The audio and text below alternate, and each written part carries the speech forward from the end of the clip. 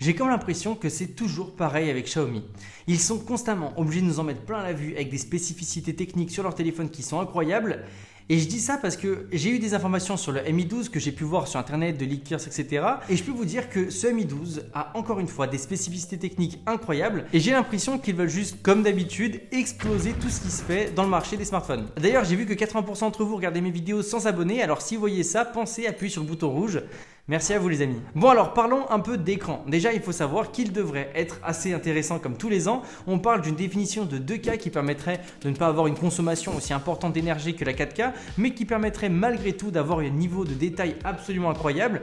Et on parle également d'un taux de rafraîchissement 120 Hz pour améliorer le sentiment de fluidité et aussi pour les gamers. Pour se prononcer sur la qualité de l'écran, il faudra évidemment attendre le lancement du téléphone, mais je pense que ce sera l'un des meilleurs écrans sur le marché comme d'habitude. Et on sait que l'étalonnage et tout ce qui se fait avec est vraiment bon à chaque fois sur Xiaomi. Donc à ce niveau-là, on devrait être plutôt bon. Pour ce qui est des performances, c'est comme d'habitude Snapdragon qui va fournir les puces de Xiaomi et on serait sur le Snapdragon 895. Alors je vous rassure, hein, vous n'avez pas raté un épisode, on est toujours sur le 888 actuellement, mais le 95 sortirait en décembre et viendrait équiper directement le Xiaomi Mi 12 qui serait le premier téléphone avec cette puce-là. Et ce qui est bien, c'est que si vous prenez ce téléphone, vous êtes sûr pendant un an, voire un peu plus, d'avoir la meilleure puce qui se fait sur un smartphone ou l'une des meilleures puces qui se fait sur un smartphone. Donc comment vous êtes sûr d'être bien servi avec ce téléphone-là. Par contre, si vous êtes à la quête du smartphone Android le plus puissant, il y a des rumeurs, des petits bruits de couloir qui disent que le S22 aurait une puce Exynos plus puissante que ce Snapdragon 895. Donc après, c'est à vous de voir. Mais si j'ai l'opportunité, je vous ferai peut-être une vidéo de comparaison entre le Mi 12 et le S22 pour voir lequel est le plus puissant et est-ce que le Exynos a bien réussi à nous apporter plus de fluidité.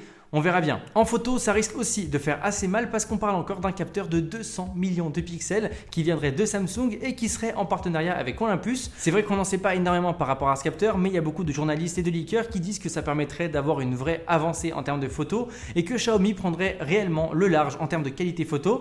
Personnellement, je reste assez sceptique par rapport au capteur de 200 millions de pixels vu que j'ai vu des appareils photo avec 12 millions de pixels qui avaient une qualité juste incroyable. Donc je ne suis pas forcément convaincu par ça, mais ça peut être intéressant. On parle aussi en vidéo d'un enregistrement en 16K. Alors techniquement, je ne sais pas vraiment à quoi ça sert à part de zoomer dans l'image. J'imagine surtout qu'avec une vidéo en 16K, on peut peut-être filmer 10 minutes pour 128 Go.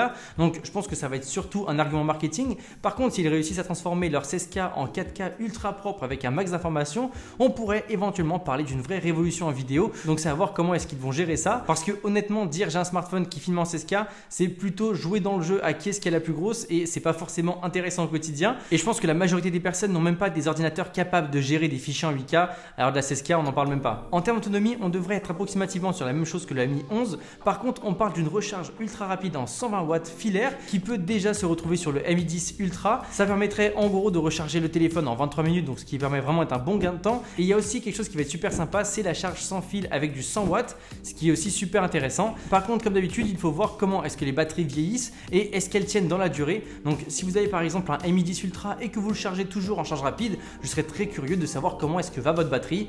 N'hésitez pas à me dire dans les commentaires.